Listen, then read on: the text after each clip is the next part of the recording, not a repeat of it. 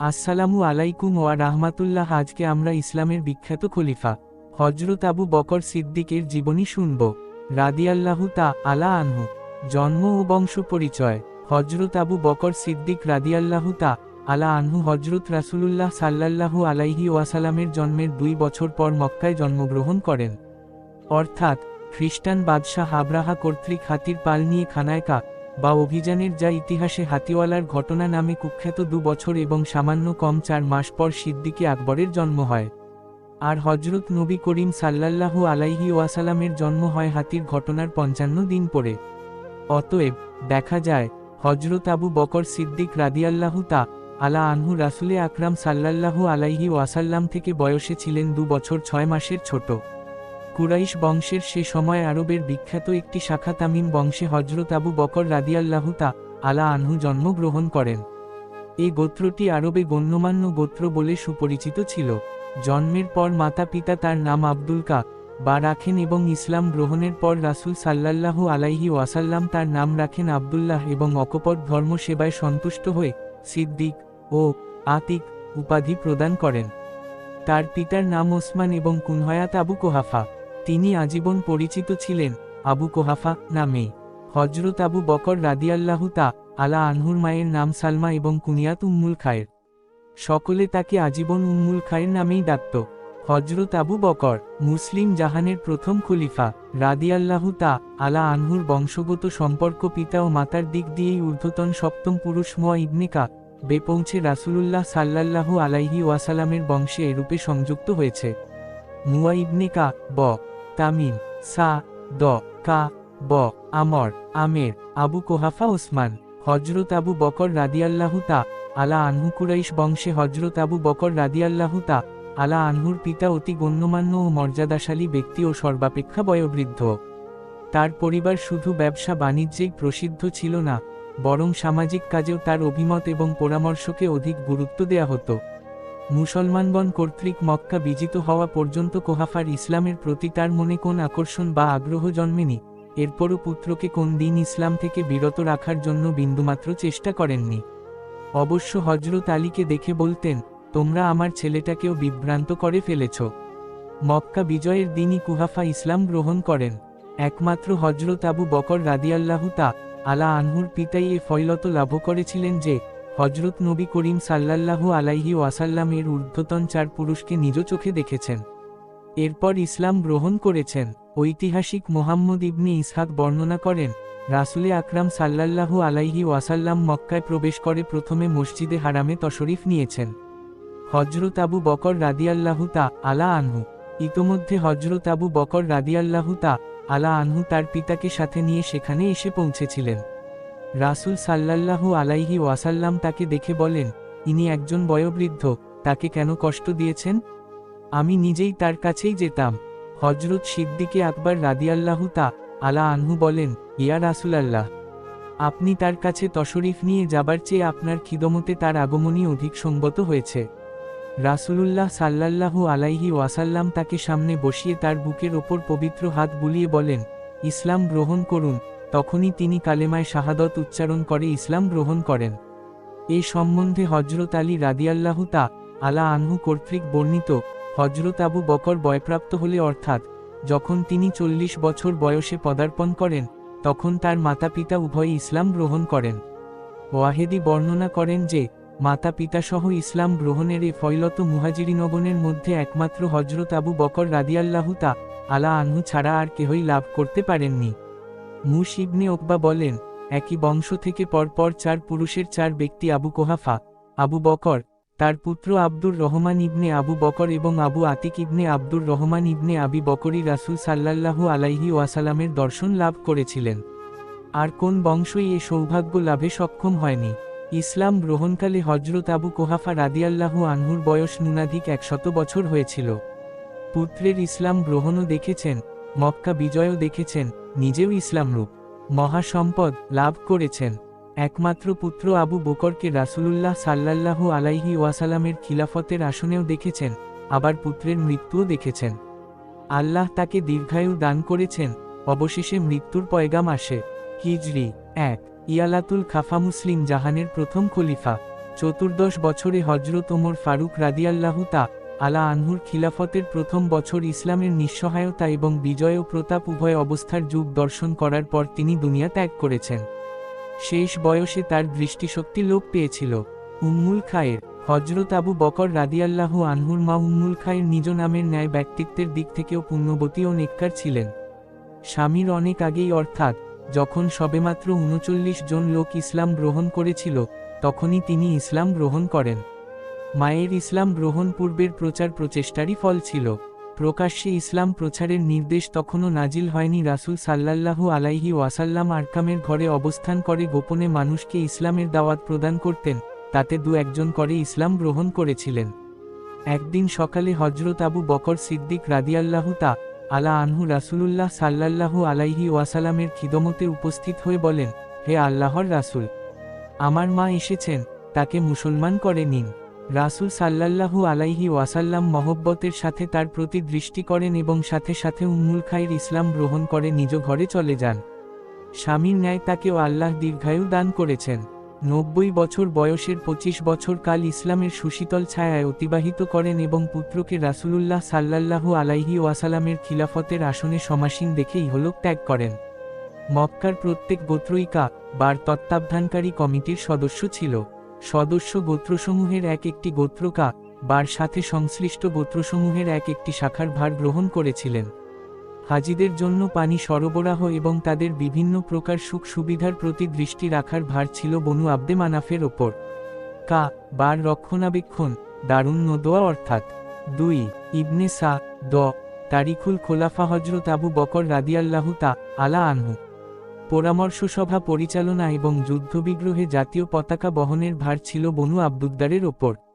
আর যুদ্ধে সেনাপতিত্ব করার দায়িত্বও ছিল হজরত খালিদ ইবনে ওলিদের গোত্র বনু মাকখুমের হাতে। এই গোত্রের মহিলাগণ আবহমান কাল থেকে সেনানায়ক প্রসবের জন্য সুখ্যাত ছিলেন। আর খুন খারাবিতে কিসাস ও দিয়ত এবং অপরাধমূলক কাজে জরিমানা নির্ধারণের ভার ছিল হজরত আবু বকর রাদিয়াল্লাহু আলা আনহুর গোত্র বনু তামিমের ওপর। হজরত আবু বকর রাদিয়াল্লাহু আলা আনহুর মায়ের কোন সন্তানই জন্মের পর জীবিত থাকে না। এজন্য তার মা মানত করেন, যদি আমার একটি পুত্র সন্তান জন্মে জীবিত থাকে তাহলে নাম রাখব আব্দুল এবং তাকে বার খিদমতে উৎসর্গ করব। এরপর আবু বকর রাদিয়াল্লাহু আলা আনহুর জন্ম হলে মাতার নাম আব্দুল রেখে তাকে বার খিদমতে উৎসর্গ করেন। ইসলাম গ্রহণের পর হজরত নবী করিম সাল্লাল্লাহু আলাইহি ওয়াসাল্লাম তার এই মুর্শিক নাম পরিবর্তন করে আব্দুল্লাহ এবং তার কুনিয়াত উপনাম আবু বকর সিদ্দিক রাখেন। কোন কোন গ্রন্থকারের বর্ণনায় তার এক উপাধি আতিকও উল্লেখ রয়েছে। আরবের বংশ তালিকা সম্বন্ধে অভিজ্ঞ মুসাব জুবাইরি বর্ণনা করেছেন, আবু বকর রাদিয়াল্লাহু আলা আনহুর একটি উপাধি আতিক হবার কারণ এটাই যে তার গোত্রে কখনো কেহ এমন কোন কাজ করেননি যে কারণে তার প্রতি কোন দোষারোপ করা যেতে পারে। আতিক শব্দের অর্থ মুক্ত, অর্থাৎ তিনি ও তার গোত্র সর্বপ্রকার দোষ থেকে ছিল মুক্ত। বকর শব্দের অর্থ কুমারী। হজরত রাসূলুল্লাহ সাল্লাল্লাহু আলাইহি ওয়াসাল্লামের কুমারী বিবি হজরত আয়েশা রাদিয়াল্লাহু আলা আনহার পিতা বলে কালক্রমে তার একটি কুনিয়াত হল আবু বকর। নবী করিম সাল্লাল্লাহু আলাইহি ওয়াসাল্লাম রাজ থেকে ফেরার পর রাজের বিস্ময়কর কাহিনী বর্ণনা করাতে কাফেররা একে অলিক কাহিনী বলেই উড়িয়ে দেয়। এমনকি মুসলমানদের মধ্যেও মুসলিম জাহানের প্রথম খলিফা অনেকে অবিশ্বাসী হয়ে যায়। কিন্তু হজরত আবু বকর রাদিয়াল্লাহু আলা আনহু রাজের ঘটনা রাসূল সাল্লাল্লাহু আলাইহি ওয়াসাল্লামের মুখে শোনা মাত্র তখনই বিনা দ্বিধায় একে সত্য বলে মেনে নেন। তখন থেকে তার উপাধি হয় সিদ্দিক, অর্থাৎ অতি সত্যপরায়ণ। অনেকে বলেন আতিক উপাধিটি তার মায়ের দেয়া, কেননা যৌবনে উপনীত হলে যখন দেখা যায় যে অন্যান্য সন্তানের ন্যায় শৈশবকালে মৃত্যুবরণ করার হাত থেকে তিনি মুক্তি পেয়েছেন, তখন তার মা তাকে আতিক বা মুক্তিপ্রাপ্ত উপাধি দান করেন। হজরত আবু বকর রাদিয়াল্লাহু আলা আনহুর আতিক উপাধি সম্বন্ধে তার কন্যা হজরত আয়েশা সিদ্দিকা রাদিয়াল্লাহু আলা আনহাকে জিজ্ঞেস করা হলে বলেন, এ উপাধিটি হজরত রাসূলুল্লাহ সাল্লাল্লাহু আলাইহি ওয়াসাল্লামের পবিত্র মুখ থেকে দেয়া। একদিন রাসূল সাল্লাল্লাহু আলাইহি ওয়াসাল্লাম পিতাকে দেখে বলেছিলেন। অন্য বর্ণনায় রয়েছে, একদিন হজরত আবু বকর রাদিয়াল্লাহু আলা আনহু রাসূল সাল্লাল্লাহু আলাইহি ওয়াসাল্লামের খিদমতে উপস্থিত হলে তিনি সাহাবায়ে কিরামকে লক্ষ্য করে বলেন, তোমরা যদি জাহান্নামের আগুন থেকে মুক্ত কোন জীবিত মানুষকে দেখার ইচ্ছা কর, তাহলে এই ব্যক্তিকে অর্থাৎ হযরত আবু বকরকে দেখ। তখন তিনি আতিক উপাধিতে ভূষিত হন, কিন্তু সকলের কাছে ছিলেন তিনি আবু বকর নামেই সুপরিচিত। ইসলাম গ্রহণের পূর্ববর্তী অবস্থা। হযরত আবু বকর ছিলেন মাতা পিতার একমাত্র পুত্র সন্তান, সুতরাং তিনি শৈশবকালে অত্যন্ত আদর ও স্নেহের সাথে সুখ স্বাচ্ছন্দ্যে প্রতিপালিত হন। গোটা খানদানের জন্য তার ব্যক্তিত্ব মহব্বত এবং ভালোবাসার কেন্দ্রস্থলস্বরূপ ছিল। আল্লাহ তাকে বিবেচনাশীল ও বোধসম্পন্ন স্বভাবে সৃষ্টি করেছিলেন। অতএব বয়োবৃদ্ধির সাথে তার জ্ঞান বৃদ্ধি, বিচার ও বিবেচনা শক্তি এবং ব্যবসা জ্ঞান বৃদ্ধি পেতে থাকে। তিনি শৈশবকালে ও হযরত আবু বকর রাদিয়াল্লাহু তাআলা আনহু যৌবনকালে পিতার সমস্ত কাজে সহায়তা করে অতিবাহিত করেন। শৈশবে কখনো অন্যান্য বখাটে ছেলেদের ন্যায় খেলাধুলায় সময় অতিবাহিত করেননি। ২০ বছর বয়সে ব্যবসা এবং সাংসারিক সকল কাজের ভার নিজের হাতে গ্রহণ করেন। সদাচার, সাধারণ চরিত্র, দুস্থ ও বিপন্নের প্রতি সমবেদনা, ব্যবসা সম্পর্কে যোগ্যতা ইত্যাদি গুণে সমগ্র মক্কাবাসীদের ওপর অসাধারণ প্রভাব বিস্তার করেছিলেন। দেশের জাতিধর্ম নির্বিশেষে প্রত্যেকটি মানুষই তাকে ভক্তি ও সম্মানের সাথে দেখেছে। ব্যবসায় বিচক্ষণতা, সততা ও ধার্মিকতা তাকে এতই জনপ্রিয় করে তুলেছিলেন যে পিতা আবু কুহাফার যশ খ্যাতি তার যশ খ্যাতির সামনে স্নান হয়ে পড়েছিল। সমাজের প্রত্যেকটি গুরুত্বপূর্ণ কাজে তার অংশগ্রহণ করাকে একান্ত জরুরি বলে বিবেচিত হতো। তার অভিমতকে সমাজের লোকেরা নির্ভুল বলে স্বীকার করে নিয়েছে। এক কথায় গোটা আরবদেশে অল্পদিনেই তার যশ ও সুখ্যাতি ছড়িয়ে পড়েছিল।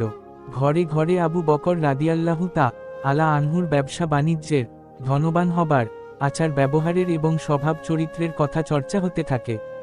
যদিও কুরাইশ বংশে এমন আরও বহু ব্যবসায়ী এবং ধনবান ছিলেন যাদের যশ খ্যাতি বহু দূর দূরান্তে ছড়িয়ে পড়ছিল, কিন্তু হযরত আবু বকর অল্পদিনেই দেশে এমন অসাধারণ প্রভাব বিস্তার করেন যে কুরাইশ বংশের সম্মানিত এবং নেতৃস্থানীয় লোকেরাও তাকে সম্মান ও শ্রদ্ধার দৃষ্টিতে দেখে। সমাজের প্রত্যেক গুরুত্বপূর্ণ কাজে তার অংশগ্রহণ একান্ত জরুরি বলে বিবেচিত হতে থাকে। সমাজের লোকেরা তার অভিমত ও পরামর্শকে নির্ভুল ও খাঁটি ব্যাককট বলে স্বীকার করে। এমনকি এই সমস্ত কারণে খুন জখম, মারামারি ও বিবাদ বিসম্বাদ, মীমাংসায়, কিসাস, দিউত বা রক্তপণ ও জরিমানার ব্যাপারে তার ফয়সালাকে চূড়ান্ত বলে মেনে নেয়। অন্য কারো মীমাংসা তারা মানে না। এই সমস্ত খুনের বিনিময়ে ও জরিমানার বিরাট অঙ্কের অর্থ জনগণ একমাত্র তারই কাছে জমা দিত। তিনি তা ন্যায্য প্রাপকদেরকে সুষ্ঠুরূপে বিতরণ করতেন। লোকে নিজেদের জটিল সমস্যাসমূহে তার পরামর্শ ও সিদ্ধান্তকে চূড়ান্ত বলে গ্রহণ করেছে। নিজেদের যাবতীয় আমানতের মাল তার কাছে গচ্ছিত রেখেছে। মুসলিম জাহানের প্রথম খলিফা। ইসলাম পূর্বকালে অজ্ঞতার এই যুগটি অবশ্যই সর্বপ্রকারের মন্দ কাজে ও নিকৃষ্ট আচরণে ছিল পরিপূর্ণ। এমন কোন কাজ ছিল না যা মক্কাবাসীরা করেনি। এ অঞ্চলের যাবতীয় পাপানুষ্ঠান ও অপকর্মের পূর্ণ তালিকা প্রণয়ন করা হলে একটি বিরাট গ্রন্থে পরিণত হয়ে যাবে। কিন্তু এই পাপাচার এবং অমানুষিকতার যুগেও হাশেমি বংশের লোকেরা এবং আরও কিছু কুরাইশ বংশীয় লোক এমন ছিলেন যে তারা মনে প্রাণে এসব পাপাচার ও অমানুষিক কার্যকলাপকে ঘৃণা করতেন। হযরত আবু বকর রাদিয়াল্লাহু তাআলা আনহুও ছিলেন তাদের অন্যতম।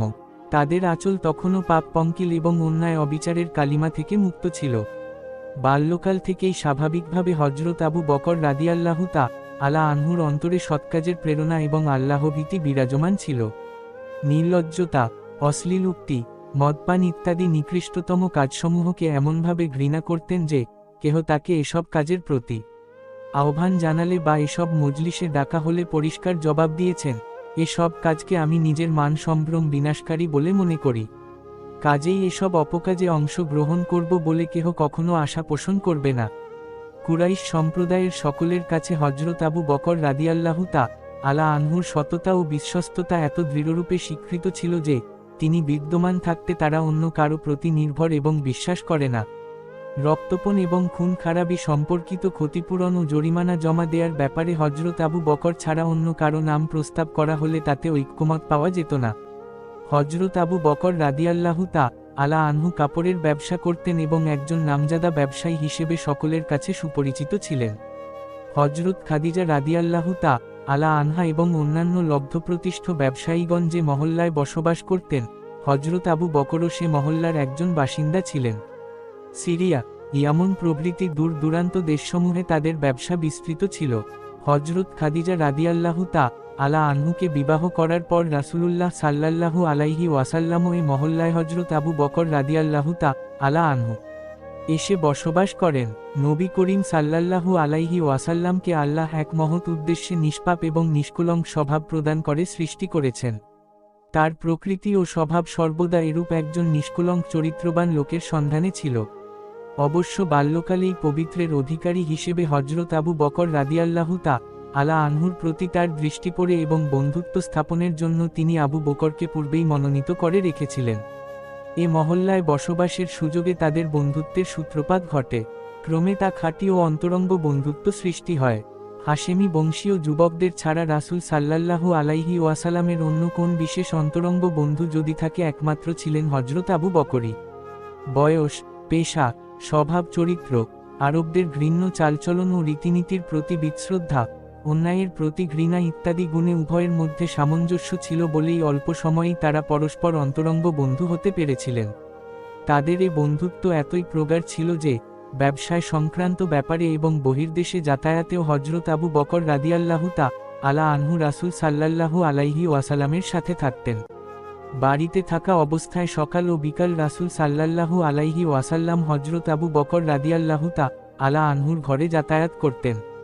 হজরত আয়েশা রাদিয়াল্লাহু তাআলা আনহার বর্ণনা, যখন আমার কিছু বোধশক্তি জন্মেছে তখন পিতামাতাকে ইসলাম ধর্মে গণ্য এবং রাসূল সাল্লাল্লাহু আলাইহি ওয়াসাল্লামের আত্মোৎসর্গকারী দেখেছি। এমন কোন দিন অতিবাহিত হয়নি যেদিন আল্লাহর রাসূল সকাল ও বিকাল আমাদের বাড়িতে যাতায়াত করেননি। রাসূলে আকরাম সাল্লাল্লাহু আলাইহি ওয়াসাল্লাম একবার ব্যবসা উপলক্ষে চাচা আবু তালেবের সাথে শাম দেশে যাত্রা করেন। হজরত আবু বকর রাদিয়াল্লাহু তাআলা আনহু রাসূল সাল্লাল্লাহু আলাইহি ওয়াসাল্লামের প্রতি মহব্বতে তার খিদমতের জন্য বেলাল নামে একজন গোলামকে সাথে দিয়েছিলেন। এ সফরেই বুহায়রা নামে পাদ্রী হজরত রাসূলে কারীম সাল্লাল্লাহু আলাইহি ওয়াসাল্লামের কিছু লক্ষণ দেখে আবু তালেবকে বলেন, মুসলিম জাহানের প্রথম খলিফা, এ ছেলে আখেরি জমানার নবী হবেন। এ কথা যদি ইহুদিরা জানতে পারে তাহলে তাকে হত্যা করে ফেলবে। অতএব অতি সত্বর তাকে নিয়ে দেশে ফিরে যান। আবু তালেব বেলালের সাথে তাকে দেশে পাঠিয়ে দেন। কোন কোন ঐতিহাসিক এ ঘটনায় হজরত বেলালকে সাথে দেয়ার কথা অস্বীকার করেন, কেননা তাদের মতে রাসূলুল্লাহ সাল্লাল্লাহু আলাইহি ওয়াসাল্লাম তখন অল্প বয়স ছিলেন, আর হজরত আবু বকর বেলালকে কিনেছিলেন ইসলাম গ্রহণের পরে। সুতরাং এ সময় হজরত বেলালের সাথে হজরত আবু বকর রাদিয়াল্লাহু তাআলা আনহুর কোন সম্পর্কই ছিল না। এখানে হজরত শাহ ওলিউল্লাহ বলেন, একথা সত্য, হজরত বেলাল তখন হজরত আবু বকর রাদিয়াল্লাহু তাআলা আনহুর গোলাম ছিলেন না, কিন্তু হজরত আবু বকর রাদিয়াল্লাহু তাআলা আনহুর প্রতিবেশী বনু হাজ্জাজের গোলাম ছিলেন। বনু হাজ্জাজের সাথে ব্যবসায়িক সম্পর্ক এবং প্রতিবেশী হিসেবে হজরত আবু বকর রাদিয়াল্লাহু তাআলা আনহুর সাথে খুবই সদ্ভাব ছিল। অতএব তাদের কাছ থেকে ধার নিয়ে বেলালকে নবী করিম সাল্লাল্লাহু আলাইহি ওয়াসাল্লামের সাথে পাঠানো অসম্ভব নয়। এটা যখন সম্ভব, তাহলে এই ঘটনায় হজরত বেলালের অন্তর্ভুক্তি সন্দেহ করার কি কারণ হতে পারে? হাদিস গ্রন্থ মুস্তাদরাকে হাকিমে ও তিরমিজিতে এই ঘটনায় হজরত নবী করিম সাল্লাল্লাহু আলাইহি ওয়াসাল্লামের খিদমতে হজরত আবু বকর রাদিয়াল্লাহু তাআলা আনহু কর্তৃক বেলালকে সাথে দেয়ার উল্লেখ রয়েছে। মোট কথা, নবুয়তের পূর্ব থেকে হজরত নবী করিম সাল্লাল্লাহু আলাইহি ওয়াসাল্লামের সাথে হজরত আবু বকর রাদিয়াল্লাহু তাআলা আনহুর বন্ধুত্ব ও সহযোগিতার সম্পর্ক বিদ্যমান থাকা বহু ঘটনায় প্রমাণিত। হজরত খাদিজা রাদিয়াল্লাহু আনহার সাথে হজরত রাসূলুল্লাহ সাল্লাল্লাহু আলাইহি ওয়াসাল্লামের শুভ বিবাহ হজরত আবু বকর রাদিয়াল্লাহু তাআলা আনহুর প্রচেষ্টাতেই সম্পন্ন হয়েছিল। 4. ইয়ালাতুল খাফা। 5. আস-শাওয়ায়েফ। হজরত আবু বকর রাদিয়াল্লাহু তাআলা আনহু বাল্যকাল থেকেই তারা একে অন্যকে মক্কার মধ্যে সর্বাপেক্ষা অধিক চরিত্রবান, সত্যবাদী এবং সম্ভ্রান্ত লোক বলে জানতেন। এ কারণেই বাল্যকাল থেকেই তাদের মধ্যে খাঁটি ও প্রগাঢ় বন্ধুত্ব গড়ে উঠেছিল। নিজ ঘরে ভালো কোন নাস্তা বা খাবার প্রস্তুত হলে হজরত আবু বকর রাদিয়াল্লাহু তাআলা আনহু তা নবী করিম সাল্লাল্লাহু আলাইহি ওয়াসাল্লামের ঘরে নিয়ে আসতেন। অধিকাংশ সময় তিনি রাসূলের নাস্তার জন্য জাইতুন তেলে ভাজা রুটি নিয়ে আসতেন। এটা মক্কার একটি উপাদেয় পুষ্টিকর খাদ্য বলে বিবেচিত হতো। একবার রাসূল সাল্লাল্লাহু আলাইহি ওয়াসাল্লাম যখন তার চাচা আবু তালেবের সাথে শাম দেশে যাচ্ছিলেন, তখন হজরত আবু বকর রাদিয়াল্লাহু আলা আনহু এ জাতীয় বহু নাস্তা তার সাথে দিয়েছিলেন। তিনি মূর্তিপূজার পরিবেশে লালিত পালিত হয়ে যৌবনে পদার্পণ করেছেন এবং আজন্ম সত্যপরায়ণ ও সত্যানুসন্ধানী ছিলেন। এ কারণেই মহাসত্যের প্রতীক হজরত রাসূল সাল্লাল্লাহু আলাইহি ওয়াসাল্লামকে বাল্যকাল থেকে ভালোবাসতেন। সর্বপ্রকার অসৎ কাজ ও পাপাচারকে ঘৃণা করতেন। তিনি একজন সদাচারী, দানশীল এবং অতিথিপরায়ণ ধনবান ব্যবসায়ী ছিলেন। দুস্থ ও দরিদ্র লোকদের প্রতি সমবেদনা, বন্ধুদের সাথে সদ্ব্যবহার তার স্বভাবগত অভ্যাস ছিল। আর স্বভাবে সহানুভূতির ছাপ এত বেশি ছিল যে, শুধু বন্ধুবান্ধবগণেরই নয়, বরং শত্রুদের দুঃখ বেদনায়ও সাহায্যে দ্বিধাবোধ করতেন না। অসৎ কাজের প্রতি ঘৃণা এবং সত্যের প্রতি অনুরাগ তার স্বভাবের মধ্যে এত প্রকট ছিল যে, পাপানুষ্ঠান এবং মন্দ কাজের মজলিসে যোগদান করা তো দূরের কথা, সে সব মজলিসের কাছ দিয়ে যাতায়াত করাও পাপজনক মনে করতেন। হজরত আবু বকর রাদিয়াল্লাহু তাআলা আনহুর মধ্যে এসব গুণাবলী লক্ষ্য করেই নবী করিম সাল্লাল্লাহু আলাইহি ওয়াসাল্লাম সমগ্র কুরাইশ সম্প্রদায়ের মধ্যে হজরত আবু বকরকে বন্ধুত্বের জন্য বেছে নিয়েছিলেন। 6. তাবাক্কাতে ইবনে সা'দ মুসলিম জাহানের প্রথম খলিফা। হজরত আবু বকর রাদিয়াল্লাহু তাআলা আনহুর জ্ঞানশক্তি ও কর্মশক্তি ইসলাম পূর্বকালেও সমাজের বহু কাজে লেগেছে। আরবের গোত্রগুলোর বংশপরিচয় জ্ঞান সম্বন্ধে বর্তমানে যা কিছু আমাদের সামনে রয়েছে, তা সম্পূর্ণই মুয়ার জুবাইরি এবং জুবাইর ইবনে মুতঈম থেকে পাওয়া। তারা উভয়ই বংশপরিচয় জ্ঞান হজরত আবু বকর থেকে শিক্ষা লাভ করেছিলেন। একদিন নবী করিম সাল্লাল্লাহু আলাইহি ওয়াসাল্লাম হাসান ইবনে সাবেতকে বলেন, তুমি আবু বকর রাদিয়াল্লাহু তাআলা আনহুর সাথে মেলামেশা কর। কেননা আরবের কওমসমূহের বংশপরিচয় সম্বন্ধে তিনি তোমার চেয়ে অধিক জ্ঞানী। তার কবিতা এবং প্রবন্ধ রচনায়ও অসাধারণ দক্ষতা ছিল, কিন্তু ইসলাম গ্রহণের পর তা পরিত্যাগ করেছিলেন। তিনি ছিলেন অতি উচ্চস্তরের মার্জিতভাষী বক্তাও। বনু হুজাইলের প্রখ্যাত কবি আবু জুয়াইব বলেন, শকিফায় বনু সাইদার ঘটনায় প্রথমে আনসার সম্প্রদায়ের নেতৃবৃন্দ অনেক বক্তৃতা প্রদানে নিজেদের খিলাফতের দাবি করেছিলেন। সর্বশেষে হজরত আবু বকর রাদিয়াল্লাহু তাআলা আনহু যে ভাষণ দিয়েছেন, তা একমাত্র তার দ্বারাই সম্ভব ছিল। তার বক্তৃতা ছিল খুবই সংক্ষিপ্ত। যে শব্দ ও বাক্যগুলো ব্যবহার করেছিলেন, তা সম্পূর্ণ ছিল স্থানোপযোগী ও সময়োচিত। তার সংক্ষিপ্ত ভাষণ শ্রোতাগণের মধ্যে প্রভাব বিস্তার করেছিল।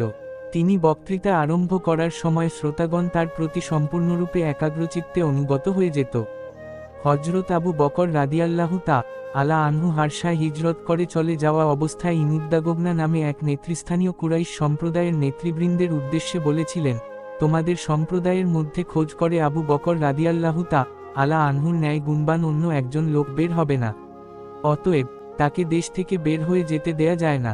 তোমরা এমন লোককে দেশান্তরিত করবে, যিনি বংশপরিচিতি সংক্রান্ত হারানো সম্পদগুলোকে উদ্ধার করেছেন, যিনি সকলের সাথে সদ্ব্যবহার, নিঃসম্বল ও নিরাশ্রয়ের সাহায্য ও মেহমানদের সেবা করেন। তখন হজরত আবু বকর রাদিয়াল্লাহু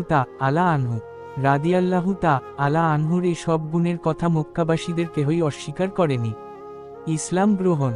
হজরত নবী করিম সাল্লাল্লাহু আলাইহি ওয়াসাল্লামের নবুয়তের প্রাথমিক অবস্থায় হজরত আবু বকর রাদিয়াল্লাহু তাআলা আনহু তার প্রতি ঈমান এনে ইসলাম গ্রহণ করেন।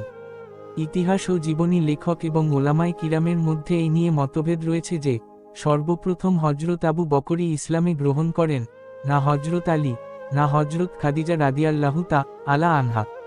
কিন্তু এতে সকলেই একমত যে, স্বাধীন ও বালিগ পুরুষের মধ্যে সর্বপ্রথম হজরত আবু বকরই ইসলামের সুশীতল ছায়ায় আশ্রয় গ্রহণ করেন। কোন স্বাধীন ও বালিগ পুরুষই ইসলাম গ্রহণে হজরত আবু বকর রাদিয়াল্লাহু তাআলা আনহুর চেয়ে অগ্রবর্তী হতে পারেননি। প্রথম অবস্থায় হজরত নবী করিম সাল্লাল্লাহু আলাইহি ওয়াসাল্লামের ধর্মপ্রচার কাজ চলে অতি সংগোপনে এবং মুসলিমগণও নিজেদের ইসলাম গ্রহণ প্রকাশে সাহসী হতো না। হজরত আবু বকরই সর্বপ্রথম নিজের ইসলাম গ্রহণের কথা প্রকাশ করেছিলেন। হজরত শাহ ওলিউল্লাহ মুহাদ্দিসে দেহলভী বলেন, সর্বপ্রথম ইসলাম গ্রহণ ও প্রকাশকরণ হজরত আবু বকর রাদিয়াল্লাহু তাআলা আনহুর শ্রেষ্ঠ ফয়লতের মধ্যে এই কারণে গণ্য হয় যে, তিনি শুধু নিজে ইসলাম কবুল করেই ক্ষান্ত হননি, সাথে সাথে নিজের ইসলাম গ্রহণের কথা সমাজে প্রকাশ করে অন্যান্যদেরকেও ইসলাম গ্রহণে উৎসাহ প্রদান শুরু করেছিলেন। সুতরাং সৎকাজের প্রতি পথ প্রদর্শনকারী এ পথ প্রদর্শনের, সৎকাজ অনুষ্ঠানকারীদের সমান অংশীদার হয়। এ হাদিসের মর্মানুযায়ী হজরত আবু বকর রাদিয়াল্লাহু তাআলা আনহু তার পরবর্তী সমস্ত মুসলমানের ইসলাম গ্রহণের সওয়াবের সমান অংশীদার হয়েছেন। তাছাড়া সে জাহেলিয়াতের যুগে নিজের ইসলাম গ্রহণ প্রকাশ করা এবং সাথে সাথে অন্যান্য লোকদেরকেও ইসলাম গ্রহণের প্রতি 7 ইয়ালাতুল খাফা মুসলিম জাহানের প্রথম খলিফা উৎসাহ প্রদান করা সম্প্রদায়ের স্বাধীন বয়ঃপ্রাপ্ত প্রসিদ্ধ ও প্রতাপশালী সমাজপতি ব্যতীত অন্য কারো পক্ষে সম্ভব নয়। সুতরাং রাসূল সাল্লাল্লাহু আলাইহি ওয়াসাল্লামের নবুয়তের প্রথম অবস্থায় ইসলাম গ্রহণ করা হযরত আবু বকর রাদিয়াল্লাহু তাআলা আনহুর শ্রেষ্ঠ ফয়লতের মধ্যে গণ্য। হযরত আবু বকর রাদিয়াল্লাহু তাআলা আনহুর ইসলাম গ্রহণের মধ্যে কিছু গায়বী সাহায্যও ছিল। এ সম্বন্ধে তিনি বর্ণনা করেছেন, জাহেলিয়াতের সময় একদিন একটি গাছের নিচে বসা ছিলেন, আকস্মাৎ গাছের একটি শাখা ঝুঁকে তার মাথার সাথে এসে লেগে যায়। হযরত আবু বকর রাদিয়াল্লাহু তাআলা আনহু এই ঘটনা দেখে মনে মনে বলেন, ব্যাপার কি? তখনই এই শাখা থেকে আওয়াজ কানে পৌঁছে যে, অমুক সময়ে আল্লাহর একজন নবী আবির্ভূত হবেন। এই সুযোগে সর্বাধিক সৌভাগ্য লাভ করা তোমার উচিত। হযরত সিদ্দিকে আকবর রাদিয়াল্লাহু তাআলা আনহু বলেন, তখন শাখার প্রতি লক্ষ্য করে বলেছি, একটু পরিষ্কার করে বলুন, এ নবীকে? তার নাম কি? শাখাটি থেকে আবার আওয়াজ আসে, তার নাম মুহাম্মদ ইবনে আবদুল্লাহ ইবনে আব্দুল মুত্তালিব ইবনে হাশেম। তিনি আমার অন্তরঙ্গ বন্ধু ও হাবিব। হযরত আবু বকর রাদিয়াল্লাহু তাআলা আনহু বলেন, এতটুকু শোনার পর এই গাছটি আমার সাথে প্রতিশ্রুতিতে আবদ্ধ হল যে, এ নবী আবির্ভূত হলে সে আমাকে পুনরায় অবহিত করবে এবং আমি সর্বপ্রথম তার আনুগত্য করব। নবী করিম সাল্লাল্লাহু আলাইহি ওয়াসাল্লাম আবির্ভূত হলে সে গাছ থেকে পুনরায় আওয়াজ আসে, হে আবু কুহাফার পুত্র, এখন চেষ্টা করার সময় এসেছে, চেষ্টা কর, যাতে কোন ব্যক্তি তোমার আগে এই সৌভাগ্য লাভে সক্ষম না হয়। সকালে উঠে রাসূল সাল্লাল্লাহু আলাইহি ওয়াসাল্লামের দরবারে পৌঁছি। তিনি আমাকে দেখা মাত্র বলেন, আবু বকর, আমি তোমাকে আল্লাহ এবং তার রাসূলের দিকে আহ্বান জানাচ্ছি। আমি সাক্ষী দিচ্ছি যে, আপনি নিশ্চয়ই আল্লাহর রাসূল, তিনি আপনাকে দিশারি আলোরূপে সত্যের সাথে প্রেরণ করেছেন। হযরত আবু বকর রাদিয়াল্লাহু তাআলা আনহু। আর এক দিনের ঘটনা, নবী করিম সাল্লাল্লাহু আলাইহি ওয়াসাল্লামের নবুয়ত লাভের পূর্বে এক রাতে আমি স্বপ্নে দেখেছি, এক বিরাট আলো আসমান থেকে নেমে খানায় কাবার ছাদের ওপর পড়ে মক্কার ঘরগুলোকে আলোকিত করেছে। এরপর এই আলোরাশি একত্রিত হয়ে আমার ঘরে এসে পরিপূর্ণ হয়েছে। তখনই আমার ঘরের দরজা বন্ধ করে দিয়েছি। সকালে উঠে এক ইহুদি আলেমের কাছে এই স্বপ্নবৃত্তান্ত বর্ণনা করে এর তাবির জানতে চেয়েছি। সে বলে, এটা তেমন কিছু নয়, মনের আবেগ মাত্র। এরপর আমি ব্যবসা উপলক্ষে শাম দেশে গিয়ে সেখানকার বিখ্যাত খ্রিস্টান আলেম বুহায়রাকে এ স্বপ্নের তাবির জিজ্ঞেস করেছি। তিনি বলেন, তুমি কে? আমি বলছি, আমি মক্কার কুরাইশ সম্প্রদায়ের লোক। তিনি বলেন, অচিরেই তোমাদের মধ্যে আল্লাহ তার একজন রাসূল প্রেরণ করবেন। তার জীবদ্দশায় তুমি তার উজির হবে এবং তার ইন্তিকালের পর তুমি তার খলিফা হবে। এরপর নবী করিম সাল্লাল্লাহু আলাইহি ওয়াসাল্লাম নবুয়ত লাভের পর আমাকে ইসলামের দাওয়াত প্রদান করা হলে বলেছি, অতীতকালে জগতের প্রত্যেক নবী নিজের নবুয়তের সত্যতার কোন না কোন প্রমাণ দেখিয়েছেন। আপনার নবুয়তের প্রমাণ কি? রাসূল সাল্লাল্লাহু আলাইহি ওয়াসাল্লাম বলেন, আমার নবুয়তের প্রমাণ সে স্বপ্ন যা দেখেছিলে এবং এক ইহুদি আলেমকে এর তাবির জিজ্ঞেস করাই সে বলেছিল, তোমার স্বপ্নের তাবির এরূপ। আমি আরও করেছি, এই সংবাদ আপনাকে কে দিয়েছে? তিনি বলেন, জিবরাইল। এরপর বলেছি, আমি আপনার কাছে আর কোন প্রমাণ চাব না, আমি ঘোষণা করছি। এরপর রাসূলে আকরাম সাল্লাল্লাহু আলাইহি ওয়াসাল্লাম হযরত আবু বকর সম্বন্ধে একদিন বলেন, আমি যাকে ইসলামের দাওয়াত জানিয়েছি সেই প্রথমে কিছু না কিছু দ্বিধা সংকোচ করেছে, কিন্তু আবু বকরকে আমি এর পরবর্তী ঘটনা আমরা 2 নম্বর পর্ব শুনব ইনশাল্লাহ। আসসালামু আলাইকুম ওয়া রাহমাতুল্লাহ।